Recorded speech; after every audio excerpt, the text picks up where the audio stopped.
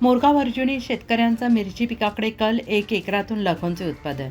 गोंदिया जिल्ह्यातील मोरगाव अर्जुनी तालुक्यात शेतकरी आता पारंपरिक पिकांऐवजी नवीन पिकांकडे वळताना दिसत आहेत. तालुक्यातील एका शेतकऱ्याने आपल्या 1 एकर शेतात मिरचीची लागवड करून चांगले उत्पन्न मिळवलेले आहे.